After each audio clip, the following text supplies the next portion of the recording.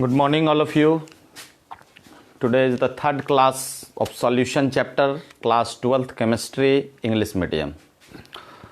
In previous class, we have discussed the saturated solution and the types of solution, that is solid liquid solution, liquid solution and gaseous liquid solutions.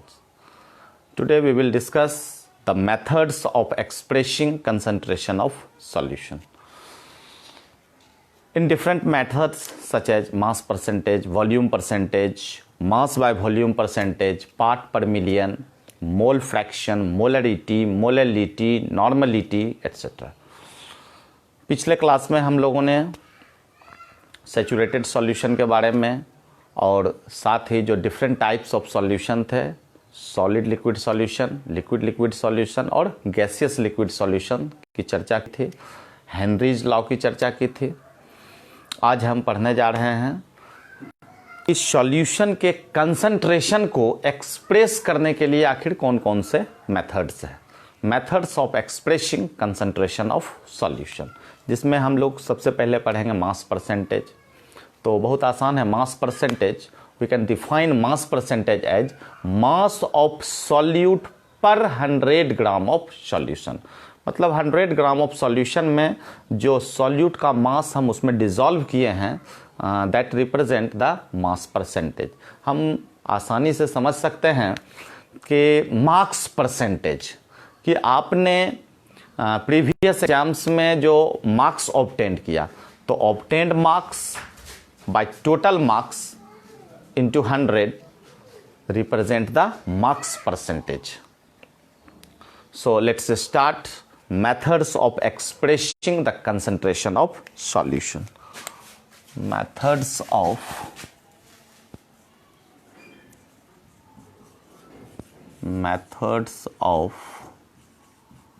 expressing the concentration of solution.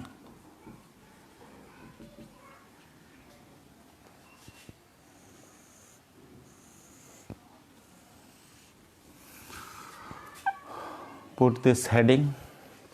Now first topic, first method,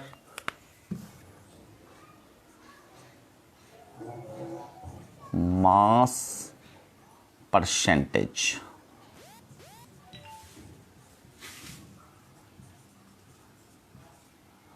Mass percentage. So we can define mass percentage as mass of solute per 100 gram of solution. Mass of, it is defined as mass of solute per 100 gram of solution, and in the form of formula we can write mass percentage of solute is equal to mass percentage of solute is equal to mass of solute by total mass of solution. Mass of solute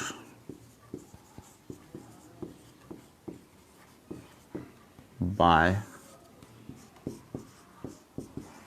total mass of solution into 100. Very easy to understand. तो बहुत आसान है। जैसे हमने marks percentage के बारे में कहा कि obtained marks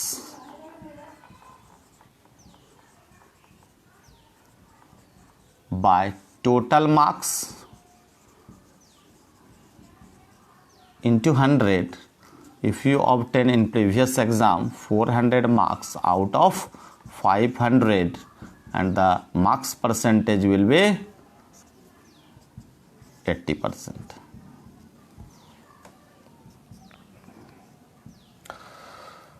So in this way we can understand easily the mass percentage, mass of solute by total mass of solution into 100. Now next method for expressing the concentration, second, that is volume percentage. Volume percentage. If you define volume percentage, volume of solute per 100 ml of solution. Volume of solute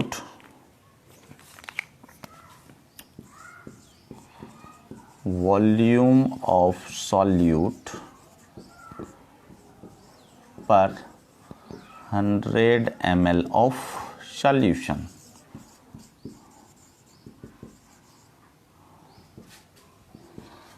And in the form of formula, volume percentage of solute is equal to volume of solute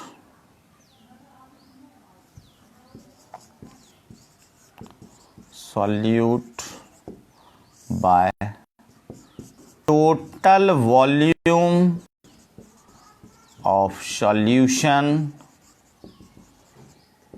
into 100.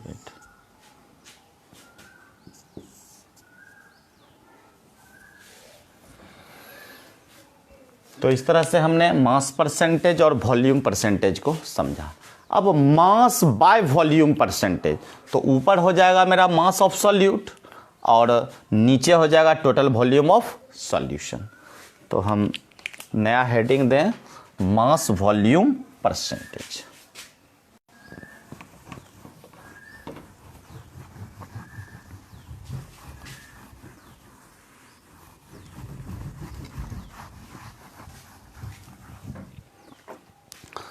Mass by volume percentage, तीसरा,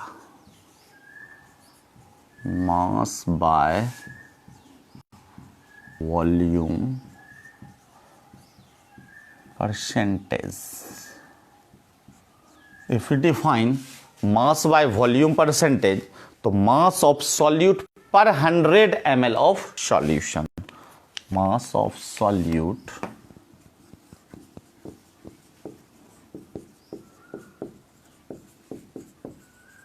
per 100 ml of solution. We can express it mathematically as mass by volume percentage is equal to mass of solute in gram by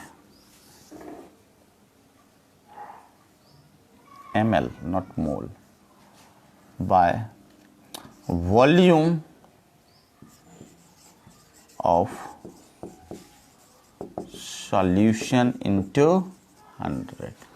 तो very easy, mass of solute in gram, or we can say mass of solute by volume of solution into 100. Now next topic, next methods of concentration, fourth method, that is part per million. तो part per million, it is convenient to express concentration in ppm when the solute is present in less amount in solution. अगर solution में बहुत ही कम मात्रा में solute घुला हो तो उसे हम परसेंटेज के रूप में एक्सप्रेस नहीं कर सकते हैं। ये ज़्यादा कन्वीनियंट, आसान होता है कि उसे हम पार्ट पर मिलियन के रूप में एक्सप्रेस करें। तो हम पार्ट पर मिलियन नेक्स्ट हेडिंग दे सकते हैं। Fourth, methods of expressing concentration में पार्ट पर million.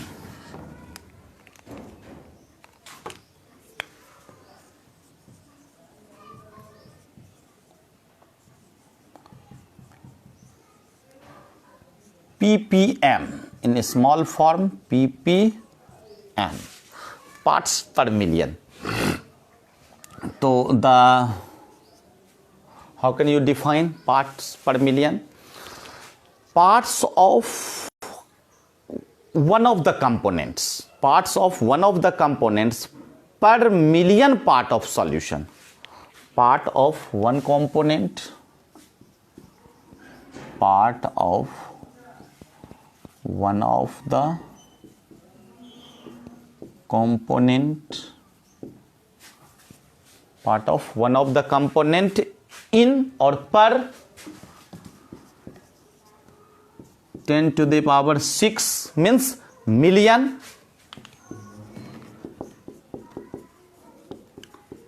part of solution. So mathematically we can write here ppm is equal to part of one of the component or number of part of one of the component, number of part of component by total part of component, total part of all component, total number of part of all component, and we can multiply here 10 to the power 6. Note, we can write, it is convenient to express the concentration in ppm. It is convenient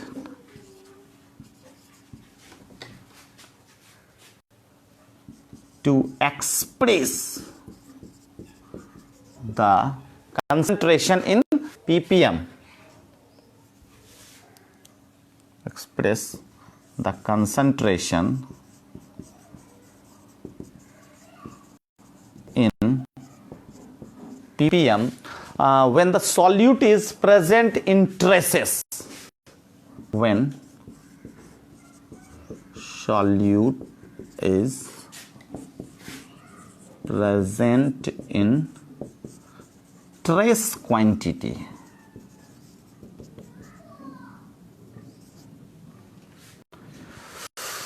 तो very easy है part पर million. Part पर million में हमने देखा कि जब solution में बहुत कम क्वांटिटी में सॉल्यूट मिला हुआ रहे, तो बहुत कम क्वांटिटी में अगर सॉल्यूट मिला हुआ रहे तो हम उसे पीपीएम में एक्सप्रेस कर सकते हैं और हम लिख सकते हैं कि number of part of component by total number of part of all component into 10 to the power 6. तो बहुत आसान है. ये होगा first, second, third, fourth and fifth methods of expressing concentration of solution, mole fraction.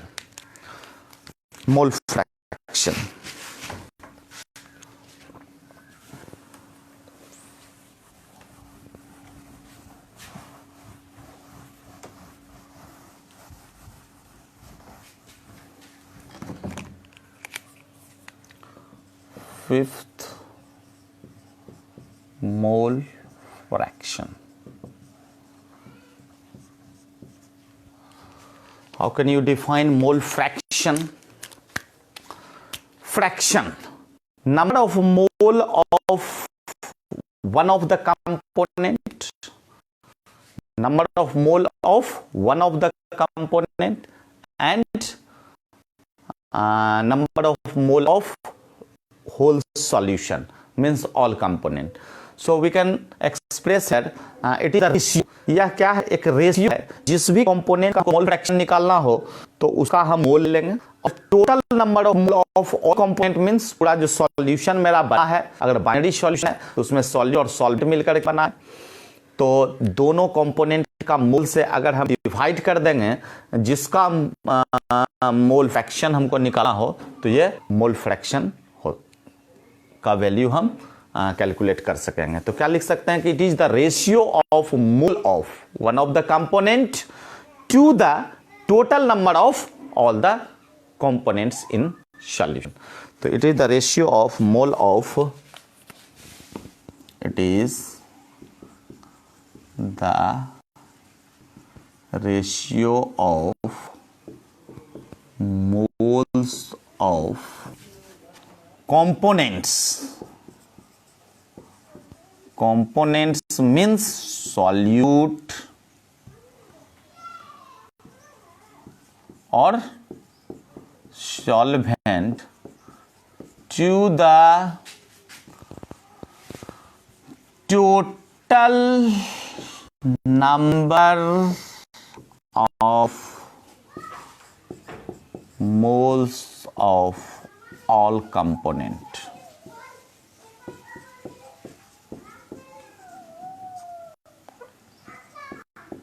In a solution, मतलब किसी solution में अगर हम कोई भी कंपोनेंट का मोल फ्रैक्शन निकालेंगे तो यह रेशियो होगा, it is the ratio of mole of component that is solute और solvent to the total number of mole of all component in a solution. तो इसको हम मैथमेटिकली यहां पर हम अगर मोल फ्रैक्शन ऑफ सॉल्वेंट निकालें तो इसे हम XA के द्वारा डिनोट करेंगे और इधर हम मोल फ्रैक्शन ऑफ सॉल्यूट निकालें तो इसे हम XB के द्वारा डिनोट करेंगे। तो हम यहाँ देखेंगे कि XA is equal to NA by NA plus NV, where NA is the mole of solvent.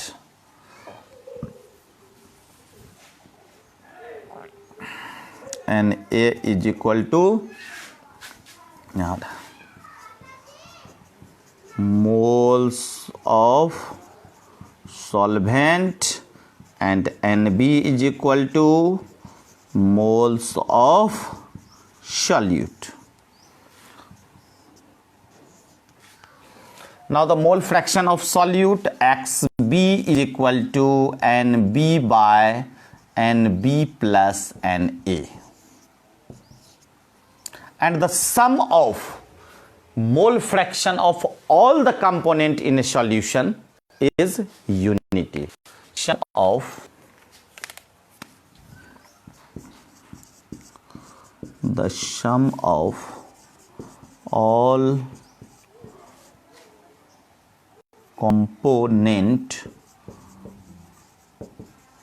in a solution is unity. Means in a binary solution, in binary solution XA, binary solution में दो component होगा तो हम लिख सकते हैं XA plus XB is equal to 1। और एक और भी बहुत इंपॉर्टेंट बात कि इसमें कोई यूनिट नहीं होगा, no unit, because it is the ratio. इस तरह से हमने समझा मोल फ्रैक्शन। मोल फ्रैक्शन हम अलग अलग कंपोनेंट का निकाल सकते हैं, सॉल्वेंट का निकालेंगे, सॉल्यूट का निकालेंगे। सॉल्वेंट का निकालेंगे तो moles of solvent by moles of solution, that means moles of solute plus mole of solvent plus mole of solute. And if we calculate the mole fraction of solute, then it is the ratio of mole of solute by mole of solute plus mole of solvent. Now next topic, next method, molarity.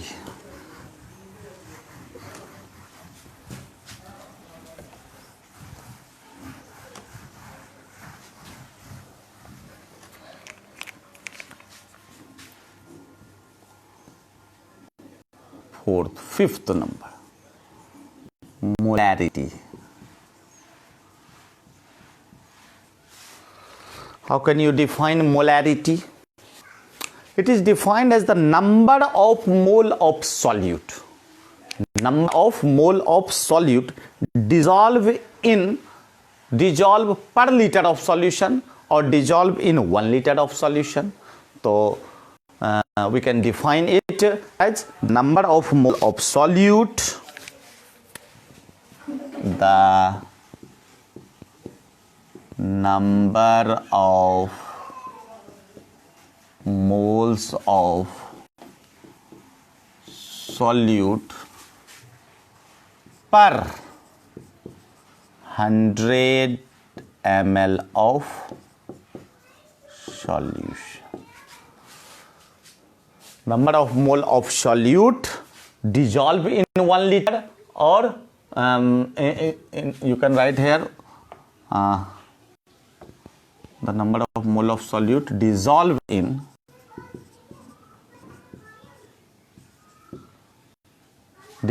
per liter of solution or dissolve in 1 liter of solution. तो हम ml में भी निकालेंगे, ऊपर हम multiply कर देंगे 1000 से. तो हम मैथमेटिकली लिख सकते हैं molarity means mole of solute. Molarity is equal to moles of solute, और moles of solute divided by volume of solution. Volume of solution, और ये सॉल्यूशन का वॉल्यूम हम लीटर में भी ले सकते हैं. लीटर में लेंगे तो ठीक है, volume of solution in litre, और अगर ml में लेंगे तो ऊपर 1000 से मल्टीप्लाई करेंगे. ये है मोल. अगर इसके यूनिट का बात करेंगे तो मोल पर litre, unit will be mole per liter. Very important information about molarity is that it changes with change in temperature because it is related to the volume. It changes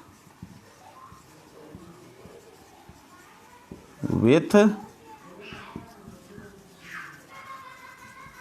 change in temperature.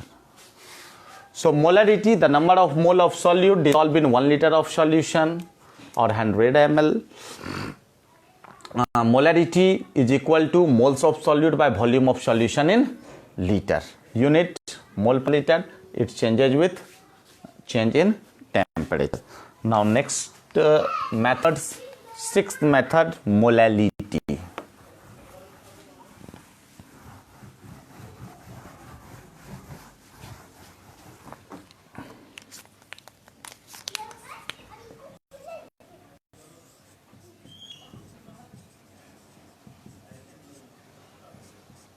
Molality. How can you define molality? Number of moles of solute dissolve in 1 kg of solvent. Number of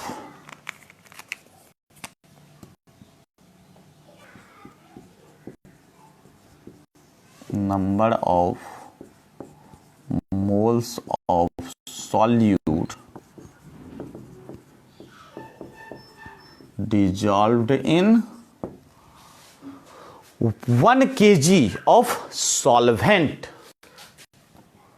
1 kg of solvent. Very important here to understand, it is solvent, not a solution. Now molality is equal to moles of solute by mass of solvent in kg.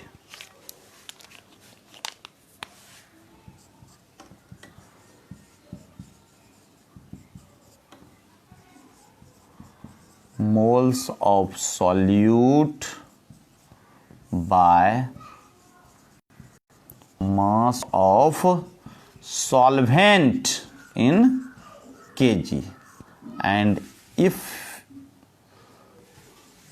in gram, then moles of solute by mass of solvent in gram into 1000.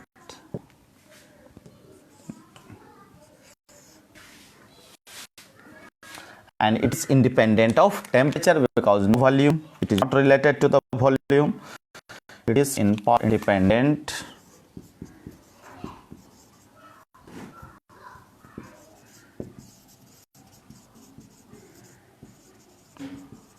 of temperature. ये temperature से independent रहता है. अगर हम इसके unit की बात करें तो यूनिट जो हो जाएगा ऊपर है मोल्स, तो मोल्स पर केजी. तो इस तरह से हमने 6 मेथड्स को पढ़ा. एक और मेथड्स है नॉर्मलिटी, जिसे क्लास 11th में आप लोग पढ़े होंगे, फिर भी हम यहाँ डिस्कस कर देते हैं. Normality,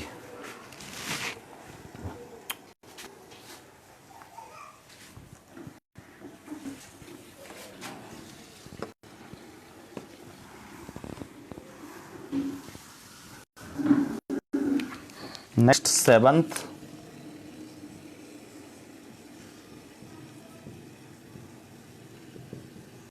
normality. How can you define normality? Normality, the number of gram equivalent per liter of solution. Number of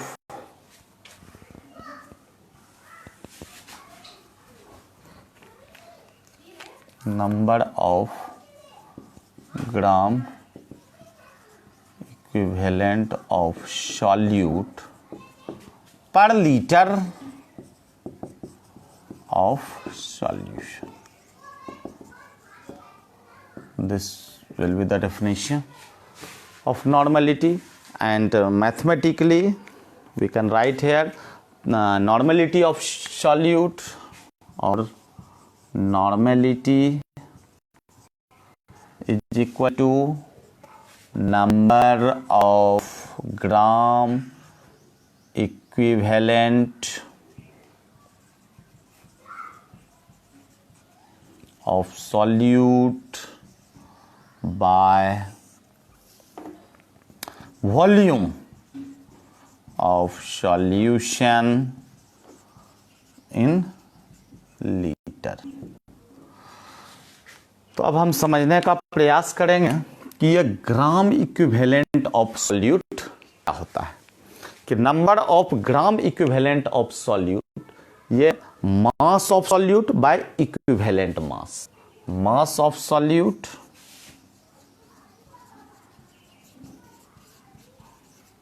bye equivalent mass of solute. तो हम लिख सकते हैं gram equivalent, number of gram equivalent. तो एक और टर्म समझने के लिए आ गया कि ये इक्विवेलेंट मास क्या होता है. इक्विवेलेंट मास क्लास 11th में हम लोग पढ़ चुके हैं कि molar mass divided by acidity और बेसिसिटी. तो equivalent mass is equal to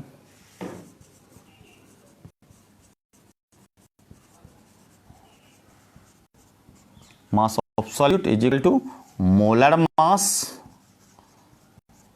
by basicity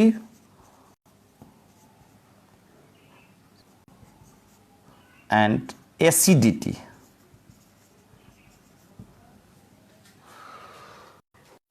तो इस तरह से पहले इक्विवेलेंट मास निकाल लेंगे और इक्विवेलेंट मास को हम मास ऑफ सॉल्यूट से डिवाइड करेंगे, ग्राम इक्विवेलेंट निकल जाएगा. और ग्राम इक्विवेलेंट को अगर हम volume of solution in litre से डिवाइड करेंगे तो हमको नॉर्मलिटी प्राप्त हो जाएगा. तो इस पर भी बेस्ड हम क्वेश्चन करेंगे. तो इस तरह से टोटल जो मेथड्स है एक्सप्रेसिंग कंसंट्रेशन ऑफ सॉल्यूशन वो कंप्लीट हो गया। अब इससे रिलेटेड कुछ क्वेश्चन करें। तो क्वेश्चन हम करेंगे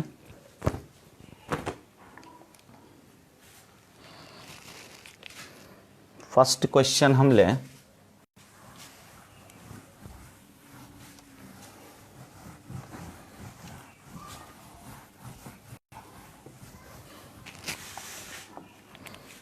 सारे पे एक एक सवाल कम से कम जरूर करेंगे कि 22 ग्राम ऑफ बेंजीन, एक क्वेश्चन लेते हैं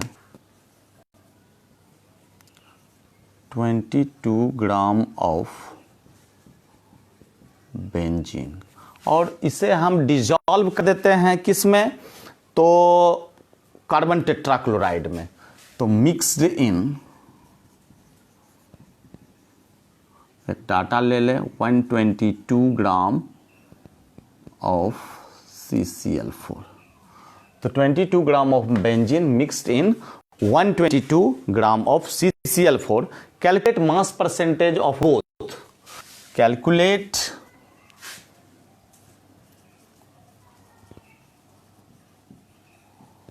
mass percentage of benzene and CCl4। तो बहुत आसान क्वेश्चन है ये कि मास परसेंटेज निकालना है और यहाँ बेंजीन को मिक्स किया गया है CCl4 में। तो ये हो गया मेरा solute here from question, mass of solute, और सॉल्यूट मेरा हो गया बेंजीन। तो mass of solute from question दिया हुआ है क्या, तो 22 gram. Mass of solvent, solvent के जगह क्या है CCl4, ये दिया हुआ है 122 ग्राम। अब निकालना है, हम यहाँ से निकालेंगे mass percentage of solute, that is benzene, and this is equal to mass of solute by mass of solution। तो mass of solute plus mass of solvent into 100। तो ये मेरा फॉर्मूला हो जाएगा। यहाँ सॉल्यूट के जगह ले लेंगे हम बेंजीन और ये ले लेंगे CCl4। तो इस तरह से इस फॉर्मूला पर हम जो वैल्यू है उसे पुट करेंगे। तो यहाँ से हम लिख दें मास of solute that is 22 by mass of solute 22 plus mass of solvent, solvent दिया हुआ है 122 इंटू 100। तो इस दोनों को ऐड करके 22 से डिवाइड करेंगे और इंटू 100 कर देंगे, हम आंसर प्राप्त कर लेंगे।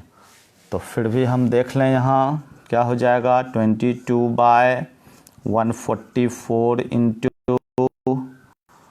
100, ये हो गया 11, 122 और ये हो गया 50 और ये हो गया 61। तो जो आंसर आएगा 11 इंटू 50 और 61 से हम डिवाइड करेंगे तो 15.28 और ये मेरा मास परसेंटेज है, दैट मीन्स परसेंट। ये हो गया आंसर।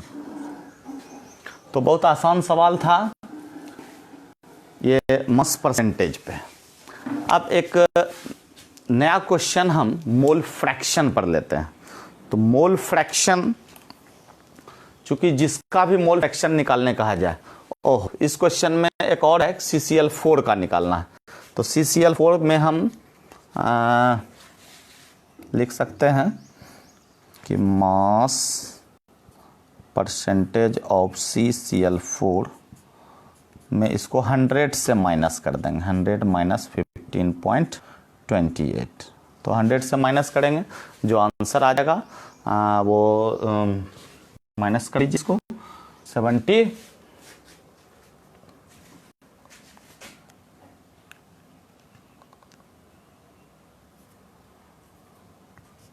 74.82। तो इस तरह से हमने इसके मास परसेंटेज को निकाला। अब हम एक मोल फ्रैक्शन क्वेश्चन ले रहे हैं। तो मोल फ्रैक्शन पे जो क्वेश्चन आएगा तो वो बहुत ही आसान क्वेश्चन इस रूप में रहेगा कि हम दोनों का अलग अलग, जैसे सॉल्यूट का रहे या सॉल्वेंट का रहे, जिसका भी मांगा जाए उसको निकाल करके, और चूंकि यहाँ रेशियो है तो 1 से अगर हम माइनस कर दें तो हम अनदर कंपोनेंट का भी पता लगा सकते हैं। तो कैलकुलेट द मोल फ्रैक्शन, एक क्वेश्चन हम लेते हैं।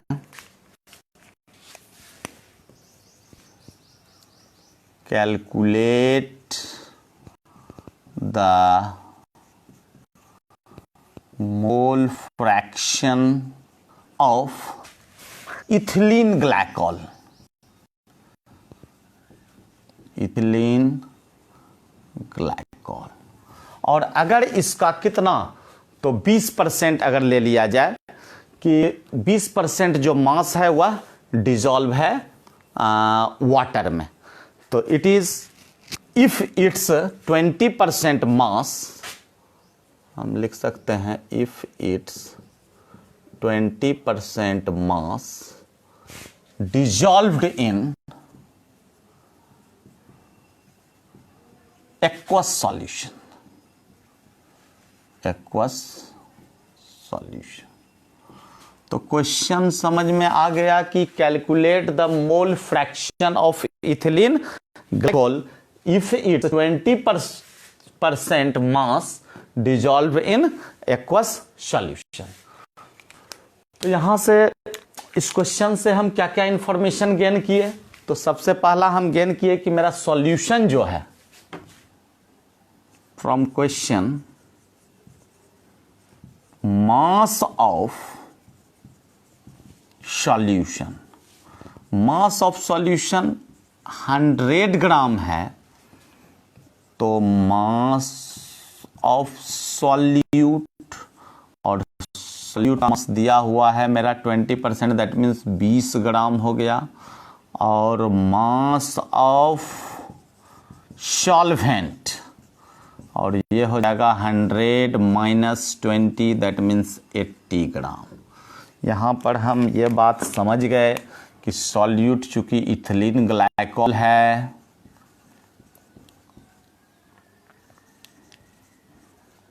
और सॉल्वेंट मेरा वाटर है। तो ये इंफॉर्मेशन हम यहाँ से क्वेश्चन से प्राप्त कर लिए। अब हमको मोल फ्रैक्शन निकाला है, तो चूंकि मोल फ्रैक्शन हमको डायरेक्ट क्वेश्चन में दिया हुआ है कि इथिलीन ग्लाइकॉल का निकालना है, तो हम लिख सकते हैं कि मोल फ्रैक्शन ऑफ सॉल्यूट। तो सॉल्यूट का mole fraction that means XB निकालना हो, और हम फ्रॉम फॉर्मूला जानते हैं कि NB/NA प्लस NB। तो ये NA और NB, तो NA का मतलब हो गया मोल्स ऑफ सॉल्वेंट, और यहाँ NB हो गया मोल्स ऑफ सॉल्यूट। तो हम जब भी मोल निकालेंगे तो मोल का जो फॉर्मूला होगा मेरा मास इन ग्राम बाय मोलर मास। तो हम मास इन ग्राम तो क्वेश्चन में ही दिया हुआ है, और मोलर मास इसका मतलब कि हमको सॉल्वेंट और सॉल्यूट दोनों का मोलर मास निकालना पड़ेगा। तो मोलर मास ऑफ सॉल्यूट अगर लें तो सॉल्यूट के रूप में मेरा है क्या, इथिलीन ग्लाइकॉल। और इथिलीन ग्लाइकोल का फॉर्मूला होता है CH2COH फिर CH2। हम टोटल नंबर ऑफ कार्बन देखें यहाँ पर, तो कार्बन मेरा 2 हो गया, हाइड्रोजन 2 2 4 2 6, हाइड्रोजन 6 हो गया और ऑक्सीजन 2 हो गया। अगर इसका मोलर मास निकालेंगे तो 12 into 2 plus 1 into 6 plus 16 into 2 और ये हो जाएगा 62। अब हम देखेंगे मोलर मास ऑफ सॉल्वेंट। बहुत आसान है, चूंकि मेरा वाटर है। मोलर मास ऑफ सॉल्वेंट, और सॉल्वेंट का molar mass H2O, this is equal to 1 into 2 plus 16 equal to 18। तो इस तरह से हम Na और Nb पता करेंगे। तो हम Na के लिए क्या लिख सकते हैं, तो Na के लिए हम लिख सकते हैं कि मास ऑफ सॉल्वेंट, तो मास ऑफ सॉल्वेंट मेरा दिया हुआ है क्या 80 बाय मोलर मास। तो सॉल्वेंट मेरा वाटर है तो मोलर मास हो गया 18। और दूसरा मास ऑफ सॉल्यूट, सॉल्यूट मेरा मास हो गया, सॉल्यूट का मास है 20 और मोलर मास हो गया 62। तो डायरेक्ट भी इसको पुट करके हम यहाँ कैलकुलेट कर सकते हैं और ऐसे हम इसको डिवाइड करके भी कर सकते हैं। तो 80 बाय 18 जो हम कैलकुलेट करेंगे वह लगभग आएगा 4.444। तो ये मेरा मोल्स निकल गया किसका, सॉल्वेंट का। और वही हम सॉल्यूट का मोल्स निकालेंगे तो 0.322, ये है 20, ये आएगा।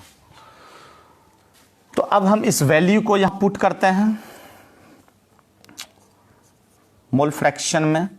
तो मोल फ्रैक्शन ऑफ सॉल्यूट निकालना है Nb, तो Nb का वैल्यू मेरा है 0.322 डिवाइडेड बाय Na का हो गया 4.444 प्लस और मेरा Nb हो गया 0.322। अब इसे आसानी से नीचे ऐड करके और डिवाइड कर देंगे, आंसर मेरा मिल जाएगा। तो ये 0.068 इसका वैल्यू आएगा कैलकुलेट कर करके। और अब अगर मान लिया जाए क्वेश्चन में ये भी दे दे कि मोल फ्रैक्शन ऑफ सॉल्वेंट निकालिए, तो मोल फ्रैक्शन ऑफ सॉल्वेंट में हम 1 माइनस 0.068 मतलब 1 से इसको माइनस कर देंगे और आंसर मेरा मिल जाएगा। तो 0.932।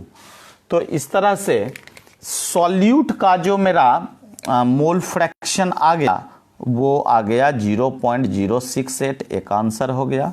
और चूंकि क्वेश्चन में दिया हुआ नहीं है, अगर दिया हुआ रहता कि सॉल्वेंट का भी निकालना है तो हम यहाँ निकाल लेते और ये हो गया आंसर। तो इस तरह से हमने मास परसेंटेज और मोल फ्रैक्शन पर मेडिकल्स किया। नेक्स्ट डे हम लोग मोलरिटी, मोलैलिटी, नॉर्मलिटी तीनों पर रिलेटेड क्वेश्चन करेंगे और हेपर प्रेशर, रॉल्ट लॉ को डिस्कस करेंगे। तो thank you for watching this video. आप बने रहें।